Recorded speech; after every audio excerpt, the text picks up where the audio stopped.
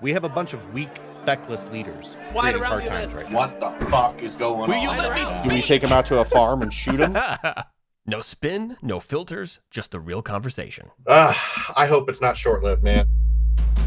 Charlie Kirk was showing that, that predominantly women of the people who are voting early are women. Of the people who are using mail-in votes are women. And typically, what you'd expect to see here, based on, again, this is based on what the media and social media are telling us about how these votes are going, is that women are voting overwhelmingly for Kamala Harris. And they're just, it's a rather sexist remark. They're not getting into it. They're saying that intelligent women are voting for Kamala Harris. It's just using horrible language. If that is what we would expect, if that's what we were saying, if that was true, then we look at those NBC mail-in voter polls, and it should be just all blue with a little sliver of red. That's not what we're saying. So if you take what people are saying about the demographics of these people voting and how they're actually voting, women are voting 50-50 right now. Half of these people are voting for Kamala, half of them are voting for Trump. And then on the flip side of that is that men are going to be voting in person predominantly, and men are going to be voting overwhelmingly in favor of Trump. And so when November 5 lands, it's going to be just like a crushing Trump showing. That's everything that I'm seeing. That's the data that we're able to tease out that isn't just completely corrupted by the media. Yeah. So we could have like a landslide, like you're saying. Well, like I said, the reason that we bring this up, I'm looking at 270 to win right now, and they're broadcasting 312 to Donald Trump electoral votes. Wow. Right? Yeah. So they're thinking that electorally Trump is in presidency, right? We'll see if he gets the popular vote as well. I don't think he's ever won the popular vote, but we'll see where he's at. It's going to be really interesting. I'm ready for Tuesday to be here, Jesse. To all of our viewers, I'm ready for the text messages to stop, the commercials to be done with, and us to get back to some kind of semblance of normalcy. And I am so super excited if Trump wins to see where he takes this country. You know, I really, truly hope he marches forward into the future and just fixes everything that's broken within our country. And we don't ever have to deal with something like this ever again. So election integrity, just lock tight, because we're seeing crazy election integrity issues throughout the country right now. That's primarily what we're going to be talking about is what we're seeing here. Couple other little minor things that I want to bring up, but we're going to stick to election integrity today, I believe. Largely. If you want to start at the top, I mean, I have so much to get through. There's so much to talk about. So let's just kick off with this. This is coming from CNN. CNN a couple days ago had a segment where they're talking about when the country thinks the U.S. is on the right track, who eventually wins the upcoming presidency. And so they did a poll, their own poll, showed that only 28% of people they polled thinks that the United States is on the right track. What does that mean? 72% think the country is off track. Okay. So when you have 28% of the country thinking the country is on the right track, according to their own numbers and research, only 42% of the time the incumbent party wins. And so they went back in time to actually see, okay, let's just look at the election results. And when the successor was in the same party, when you had such a low showing for the citizenry, suggesting that the country is doing well under the current regime, Truman, in 1952, he was running up. He lost. In 1968, it was Johnson, also Democrat. He lost. Bush in 2008 had similar incredibly low numbers in terms of the country thinking, the country thinking we were on the right track. He lost. And so up next in this demographic is Biden. So we have 3 losses and with these sort of metrics, and now we have Biden, aka Kamala Harris, because whatever. It wasn't Bush as an incumbent in 2008. No. He was leaving. He was on his way out. McCain was coming in to follow his footsteps, and then they voted the in incumbent Obama. party lost. Yes. So Truman's Yeah. incumbent party lost. Johnson's incumbent party lost. Bush's incumbent party lost. And now Biden's incumbent party is looking like yeah, but we already knew that 2 years ago. So it's just whether or not Trump can get too big to rig, So that comes into kind of what we've been talking about, which is the election fraud. So let's just talk about what's happening. And you're not going to see this on CNN, MSNBC, NBC, ABC, CBS, none of these. You're not going to hear about this stuff. You're going to hear about it on X. In Pennsylvania, there is just so much malarkey, to use a very nice word, occurring within these voting stations, all right? In Levittown, Pennsylvania, there was already a 6-hour wait to vote. Yeah. And then at some point during the day, they killed the power to the building. They killed the power, all the lights went out, and nobody left. Everybody stayed there. And they're like, fuck it, we're voting. So everybody had out their flashlights of their cell phones, and people were bringing in supplies, and they stayed and stuck it out to vote. But they were literally trying to get people to go away. And after 6 hours, by minimally staffing the voting station and making it so painful to vote, they literally killed the power, thinking that would do it. Nope. People were sticking around. And also, so in that same day, if we want to dig into it, voters were being asked to leave and come back a different day. And up until 5 p.m., everybody was like, losing their mind because they're like, we're not going to go away. We're sticking here. We're going to do this. And that's when apparently the power was flipped. So it was like later in the day, people were just sticking it out. So good for them. Remember how we were talking about Arizona? Yeah. America First Legal, a massive law firm who a while ago sued the state wanting more information about the 218,000 plus registered voters who did not provide any sort of proof of citizenship who are allowed to go on the voter roll. They finally won that lawsuit against the Arizona Secretary of State, who now has to provide that entire list to this firm. Like, I think they had to have that list ready for them on Monday. So it's going to be the 4th. They have to have that list ready. Why is this important? Because this firm wants to go and track who's voting and how they're voting. So if any of these 18,000 people end up on the roll at the end, there's going to be another lawsuit. If Arizona permitted them to vote. To vote without an ID, without proof of citizenship. Yep. Which is, again, against Arizona state law. Not necessarily federal law, but Arizona state law. I mean, it's against federal law, too. It's in the Constitution. So you can't vote without, citizenship. Non-citizens aren't allowed to vote. Unless you believe you were a citizen. That's literally in the law, too. If you believe you were a citizen, that's good enough. And then states like Colorado are fast-tracking citizenship. I wouldn't say fast-tracking citizenship. They're fast-tracking proof of citizenship by handing out driver's licenses. Like, hey, who wants a driver's license? You want a driver's license? You want a driver's license? Where are you from? Venezuela? No problem. Come on. Here's a driver's license. Well, just like that couple that we were talking about where they got pulled over by the cop and they showed them, IDs that they were able to drive with. They were temporary citizens of the country with that, and they can go vote. They were good enough for the sheriff. They have driver's licenses. I'm sure they were registered to vote. I'm sure they're here in the country to stay until somebody tells them to kick rocks. AKA Donald Trump. I hope so, man. Like, I don't want to vindictively see anybody have to move out of the country, but I also don't want to see anybody here that hasn't been vetted and hasn't gone through the process, Like, you shouldn't be able to just walk in and be like, I'm an American citizen.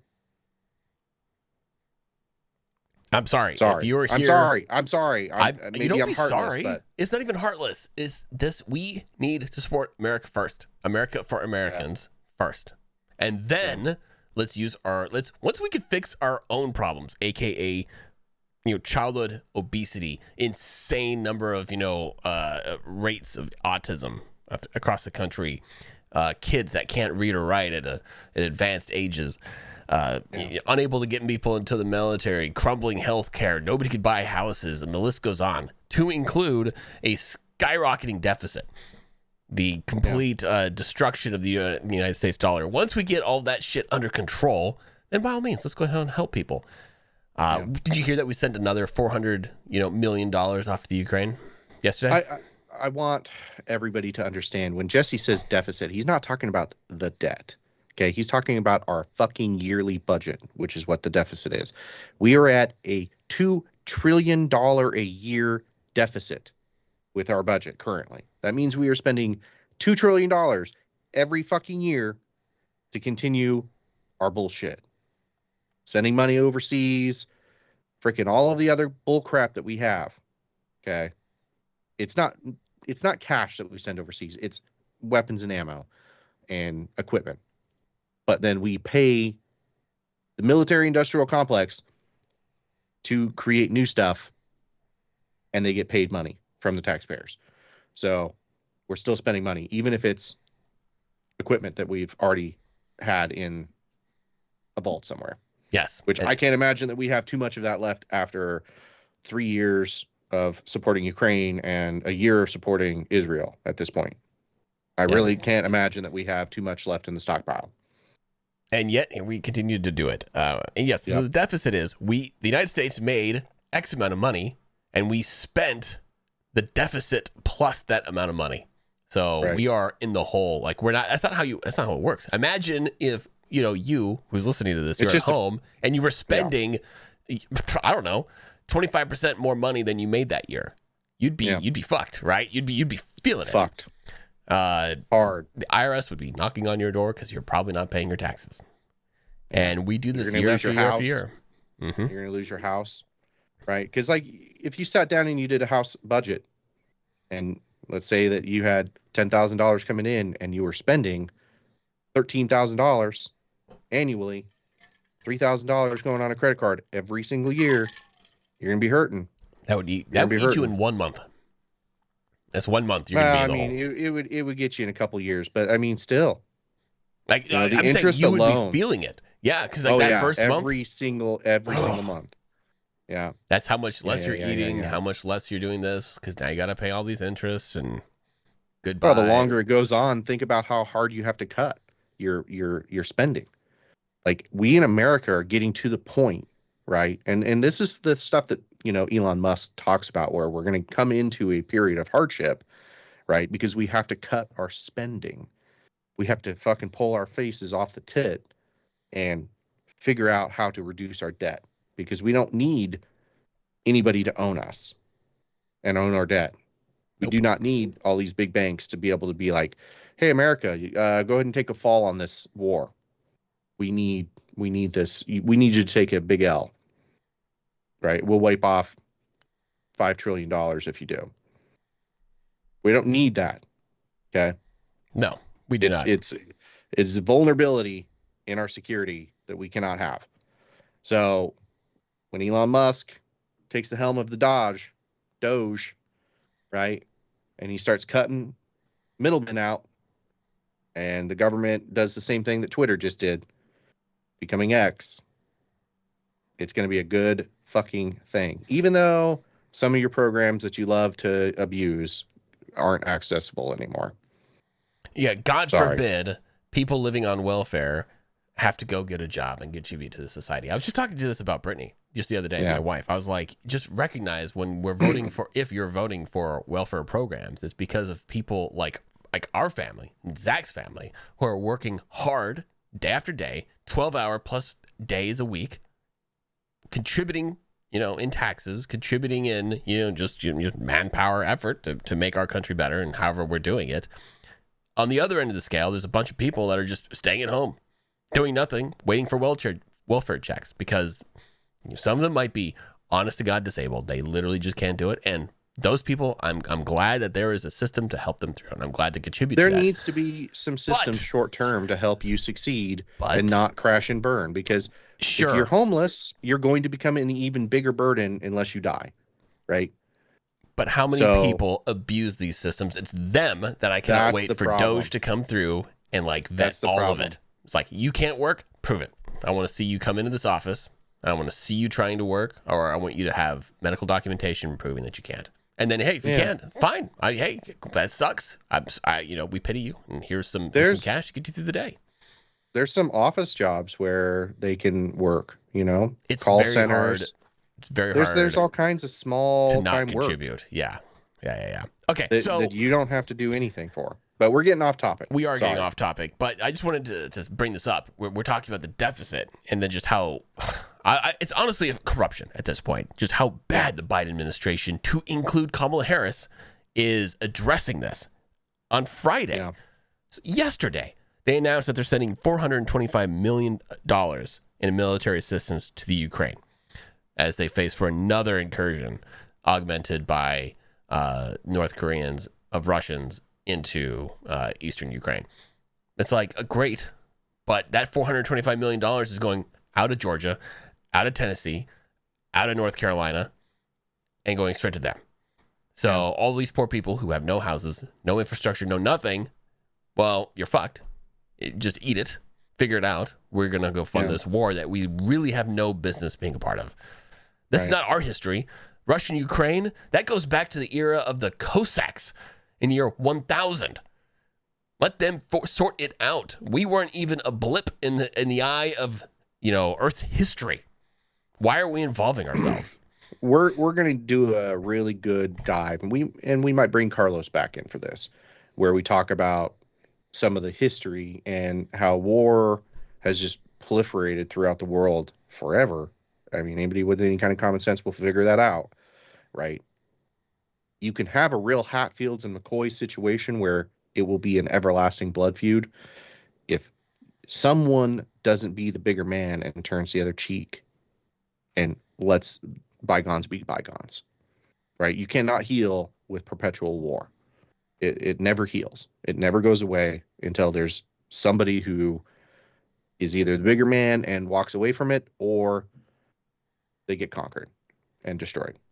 I'm sorry, Ukraine, but you are the weaker force. If you can't defend yourself, and Europe isn't willing to defend you, then why is a country 7,000 miles away responsible for your, for your identity? I don't think it's honest. We have learned history where we don't want to see, Nazi Germany get a foothold or something like that. We don't want to see Russia steamroll through a bunch of countries and create an axis of evil over there again. So if one country falls and then all of the other countries rally around, puts a stop to it again, we'll see. If it was such a crisis, an emergency that Russia was going to roll through Ukraine, then you would see the European Union do something about it. But the European Union has done jack shit. Well, I mean, they've committed a little bit of paltry amounts. Committed weapons and ammo, not what they're supposed to. They're not standing up and throwing people in the fight. They're not joining their fellow Ukrainians, in air quotes, in the fight for a reason, because it's not their fight. Poland is ready to invade the second Russia launches a single missile into their territory. They're going in, but that's the second they're involved. And Russia and Putin's not stupid. He's not going to randomly accidentally attack Poland. He doesn't want to lose. He doesn't want to lose his country. He will. So Russia's not going anywhere, right? Russia's not going anywhere. They're not going to use nukes or anything like that. But the fact is that it's a globalist agenda to use American money to fund this war, because Ukraine will lose it without us, without our money, without our arms and armament. But it does two things. It keeps Putin in check, and it keeps the United States depressed. It does. It's so amazing for a globalist agenda. It builds their pocketbooks, because all of these globalists have investments within the military-industrial complex. Oh, yeah. It's their primary source of funding at this point. Well, second, national banks, pharma, central banks across the world, they're their primary. Banks, pharma. You look at the stock markets, they own each other. So all these big globalist elites are in it to win it. Yep. There's very few actual real companies anymore. True. So going back to voter fraud, to weave our way back. So in Wisconsin, the Democrat Kimberly Zapata, she was found. She is, first of all, she's the Wisconsin Election Commission director, and she was just found guilty on felony accounts for falsifying military ballots. She told investigators that she was trying to prove there is a fraud in our elections, and it turns out she was absolutely right. However, she was actually just doing it. She was actually just committing the fraud. And then when she got caught, this she the was lady that was stuffing ballots in boxes on videotape? I think so. She just got kicked out of her job, and she's been doing it for years. Years. Well, it's still happening. It's still happening. Well, she's not anymore because now she's going to be in jail real soon if she's not already in a jail cell. Yeah. Meanwhile, but I mean, there's one, there's freaking 100. They're like cockroaches, you know. You see one, you know, there's about 1,000 more. I don't know. It's really irritating to see this crap going on. Like, I really truly hate the fact that you can't legislate morality because people will do whatever the fuck they want to do until they're caught and then they'll cry. But it's really disappointing to see humanity doing this kind of crap because they think they're not going to get caught. There's too many people watching. I think that's what, you know, both sides need to appreciate is that everybody's watching. We don't give a shit of what they're putting on the airwaves, what they're watching on cable, because we're watching it on places like X and we're communicating on places like X. So good luck stealing it because we're all watching you try. The thing that I would love to see happen is that if you get convicted of a crime like this, you never get back to any kind of administrative position ever. Like you're on the end of a shovel. You're on the end of a shovel doing grunt work until you figure out how to operate machines or something. Like you're never allowed to be an admin at all ever again. So, yep. I 100% agree. And I hope more people like Elon Musk also agree and push for that kind of control. Because if you are found producing fraud in an election, the most sacred part of a democracy, then you should never be allowed to hold any sort of federal or state position ever again. Right. You're relegated to anything else. Go do anything else. Yeah. But get away from state and federal processes. You want to be a bagger at a grocery store? Boom. You know, you'd be really, really good. You'd be great in banking and investing. Take your talents to where it's expected. Right. So, to get back to fraud, in Wisconsin, Virginia, and Ohio, some might consider all these states rather important in the upcoming election, especially how Wisconsin and Virginia are starting to swing more and more right. Trump's name was found misspelled on all of the ballots. Not all of the ballots, on ballots in these states. Meaning when they're eventually tabulated, you know, would not equal Donald Trump. And so they put little periods in different places in his name so that when it's eventually recorded in the end, it would be recorded for this misspelling. As an other. Mm-hmm. As an other. Exactly. And people be like, oh, somebody wrote in a name. And all of these little things, they don't seem major until like you realize the nickels and dimes end up being 1 million votes or something like that. Yep. So one thing I want to kind of dive out because we're in that neck of the woods. Government bureaucracy is at an all-time level of bullshittery that we can't even imagine. Okay. We're seeing the government just let all these criminals out. We're letting them run amok. And the government agencies, there's no accountability within the government agencies. They're coming into people's houses and killing pets, things like that all the freaking time. Okay. We just had Peanut the squirrel get raided in this dude's house. They came in, kidnapped the dude's squirrel and his raccoon. The squirrel had been living with this dude for 7 years. Wow. Well-trained pet. He was the mascot of the guy's company. Okay. He would wear little costumes. He was adorable. I've been seeing videos about this dude all damn day. It's heartbreaking. The government came in, kidnapped him, killed him. They euthanized him. Why? Same day. Because New York apparently has laws that you're not allowed to have wild game as pets. Okay. It seems like it's an overreach And of government. this is the things that we care about in the Kamala Harris Biden administration is people's freaking pet squirrels. When we have so much crap falling down around our ears right now. Okay, we have record levels of bullshit going on in our country. Things I never imagined we would see. And our government officials are worried more about a damn pet squirrel. And they had to go in and kill it? That's insane. Like, what the hell? Yeah. I wonder how much money and time and effort they spent to reclaim a squirrel, which was doing no harm to anybody. It was bringing joy to somebody's life. He was bringing joy to somebody's life, and he had a company built about it. So that's his livelihood, right? Yeah. Okay.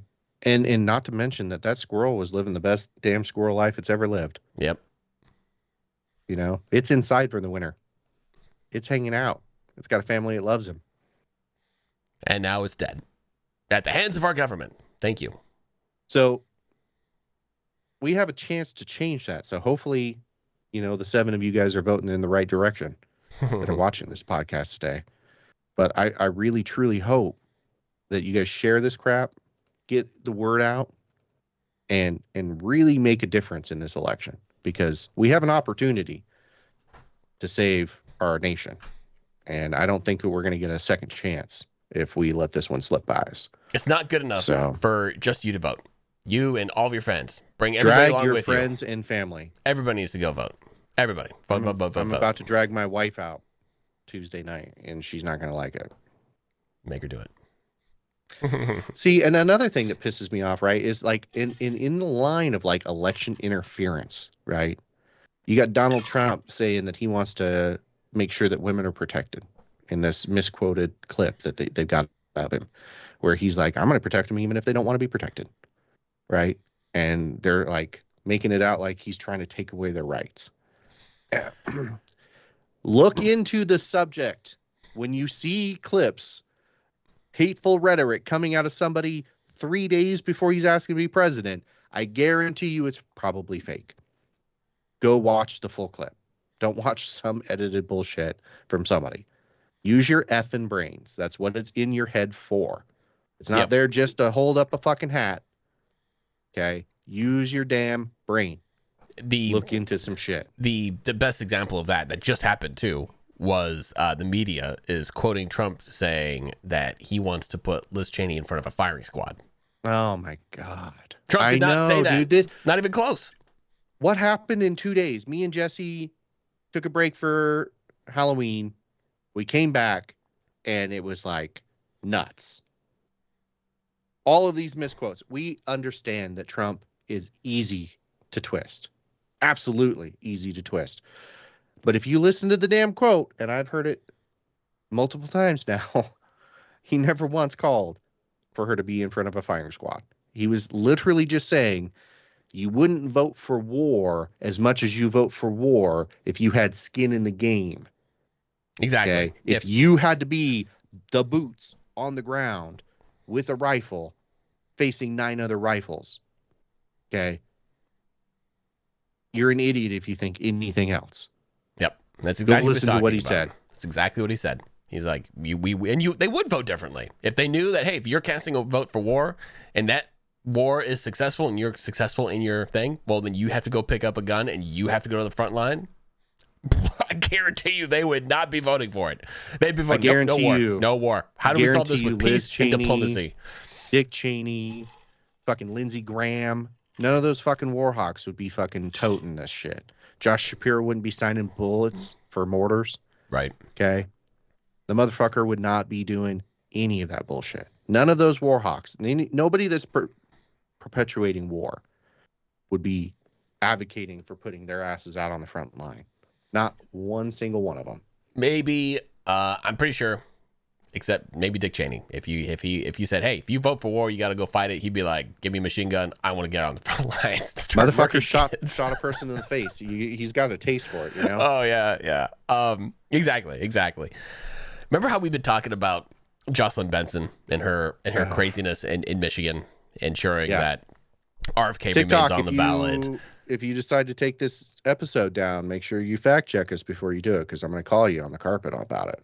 Right. All right, continue. Yeah. So anyway, Jocelyn Benson sued the state to keep RFK on the ballot, and then did everything she could to ensure that their counterpart Cole was off the ballot, to ensure that so that all the votes would go to Kamala and not, this other guy. Meanwhile, but then people split with split RFK, between RFK and Trump. Yeah. Okay. So anyway, I'm not her biggest fan, as you might be able to hear in my voice. However, the other day she did come out and say that there is a nationwide issue. She was sounding the alarm with Dominion voter access terminals, preventing some people from actually making certain selections. So while I'm not happy with her push to keep Republicans fucked in Michigan, I am happy to see her come out and publicly say, hey, there is a big problem with Dominion voting machines. I'm seeing it, and my fellow, state election, board officials across the country are also seeing it. I wonder if she's just getting ahead of it because she realizes it's a visible problem and she knows that Trump's going to win this election.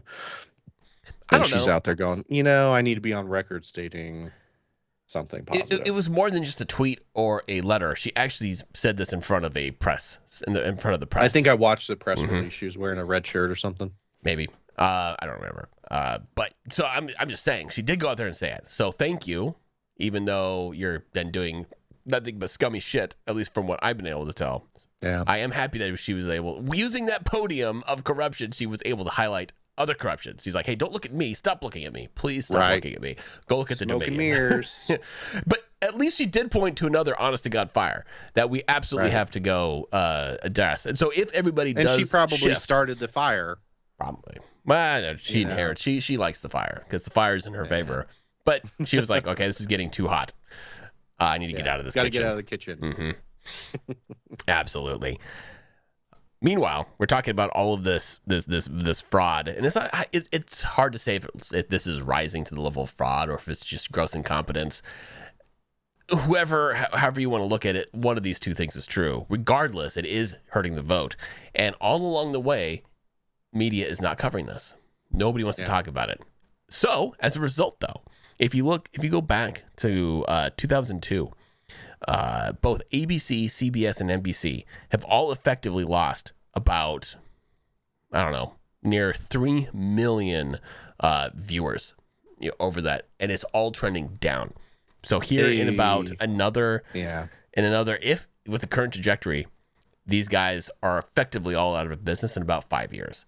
They will hit viewership numbers that will no longer be sustainable for the platforms, and then they're going to have to shift.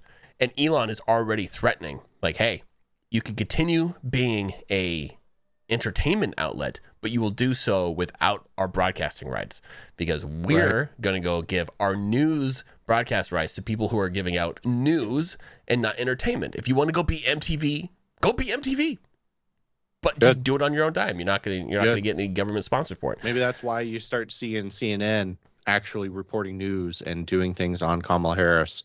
I was shocked to watch them come out and talk about real hard-hitting news about Kamala Harris. What was CNN, that stuff? Oh my gosh. It was just things are starting to come out of the woodworks. When we did that Kamala Harris episode, it was like our second or third episode back in July, early August. I have more material that we'll go over in another podcast, or you know what? Honestly, it doesn't matter. We'll probably forget about it in 3 days. Because if Trump wins, who cares? It doesn't matter. Kamala Harris, bye.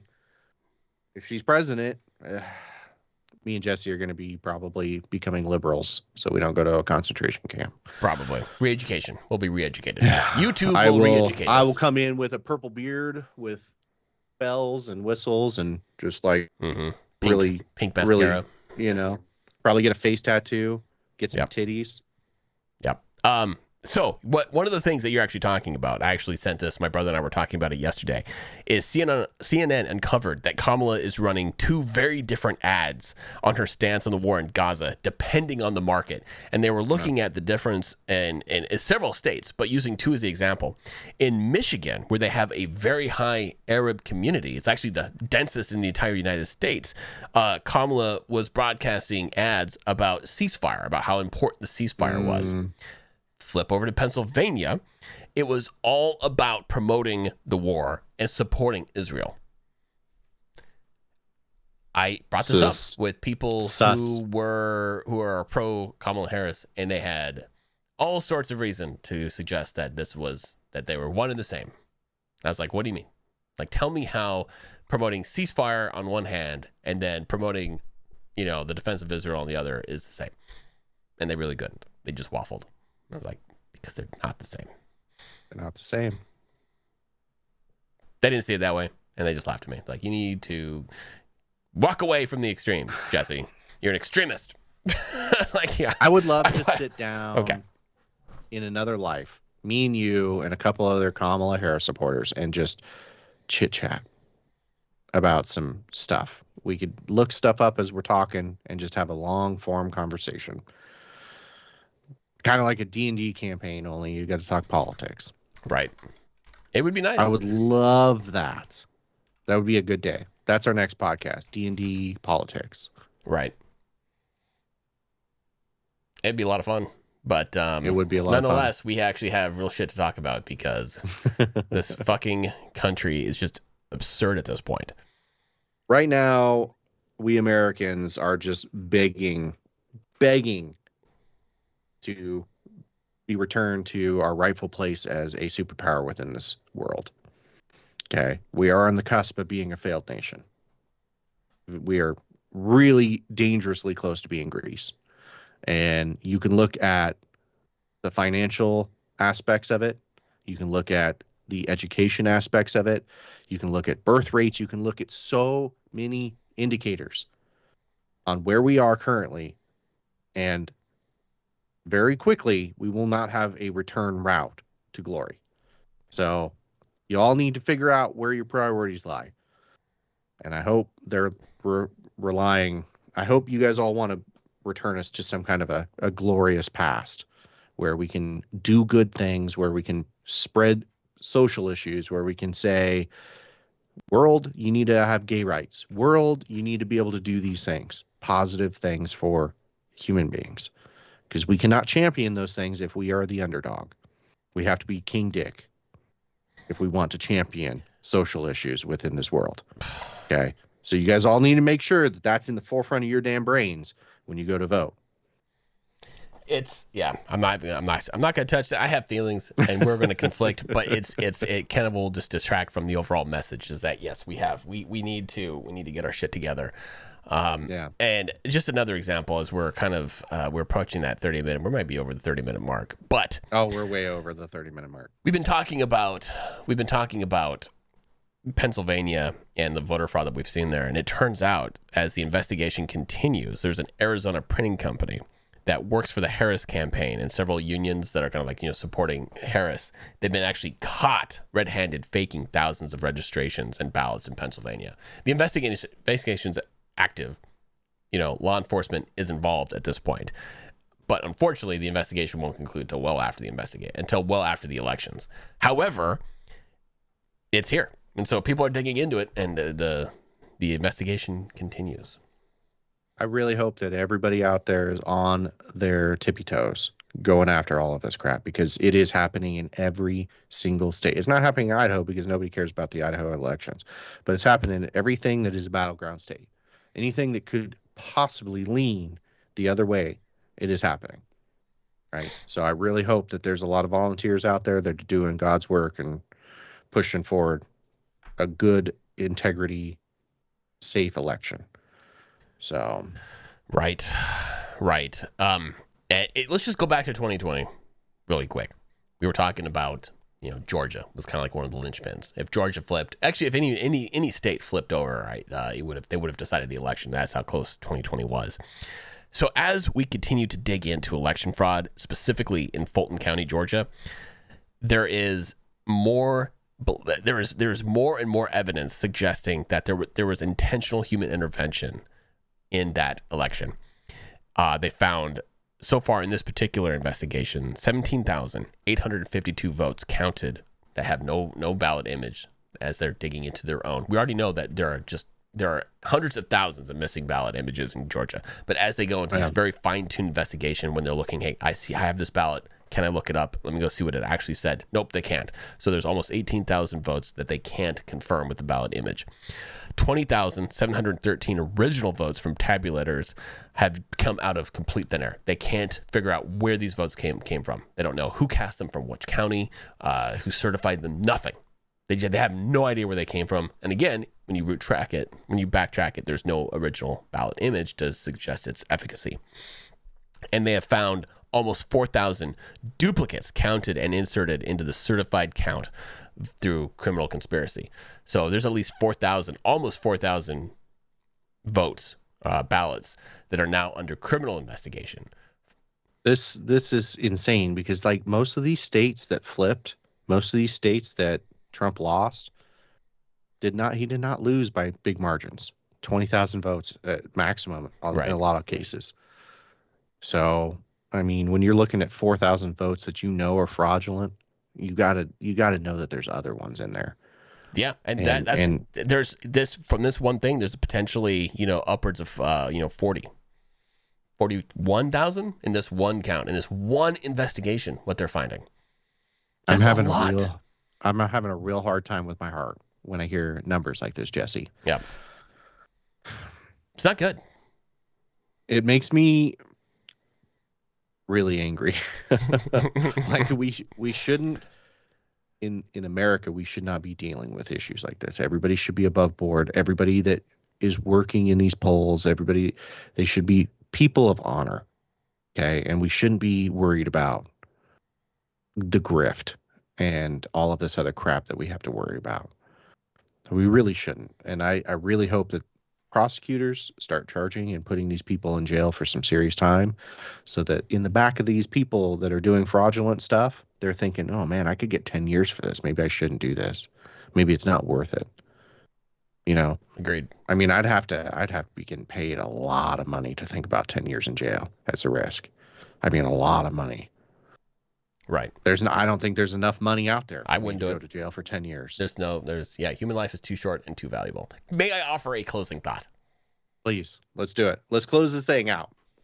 If, with all this fraud, let's just assume for a second that fraud tipped the 2020 election into Joe Biden's favor and he won as a result of fraud. Okay.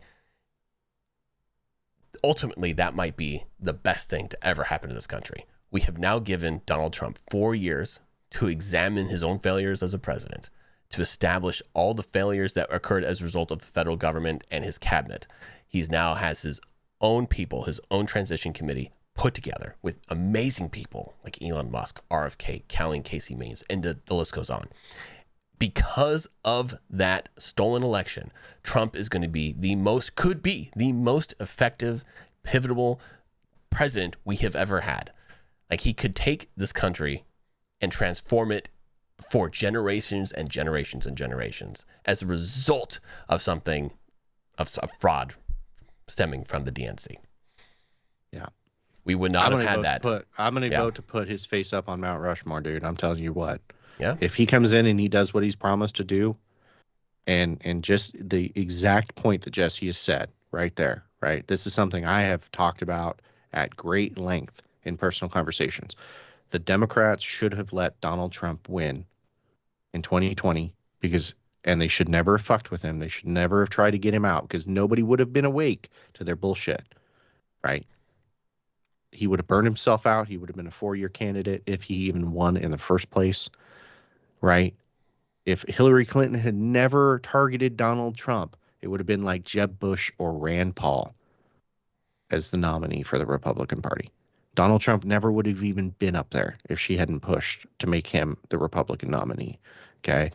So thank you, Hillary Clinton, from the bottom of my heart for allowing all of this bullshittery that the Democrats have put in place to finally put a man who has been tested and tried by fires and forged into a weapon that is going to just absolutely decimate the corruption of our country, because he is going to clean house when he gets back into office. And it's not going to be a wrathful, vengeful thing. It is going to be an honest, righteous cleansing of our government, something that has been needing to happen for a very long time. And it's going to be a beautiful thing.